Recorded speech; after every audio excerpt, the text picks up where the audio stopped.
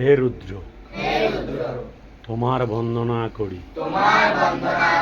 তুমি ধর্ম, জীবন ও মৃত্যুত্রয়ী জ্ঞানদৃষ্টির অধিকারী। তুমি আমাদের বেঁচে থাকার জন্য সুন্দর পরিবেশ ও পুষ্টিকর খাদ্যের যোগানদাতা।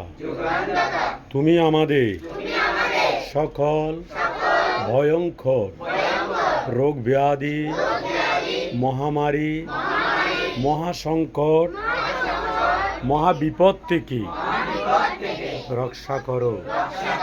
অমৃতত্ব হতে নয়। জয় শিব শম্ভু।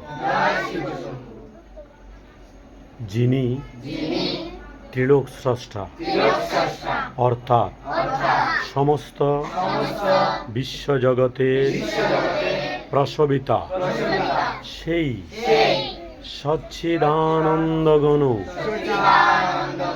পরম ব্রহ্মে বরণীয় জ্যোতিকে আমরা ধ্যান করি।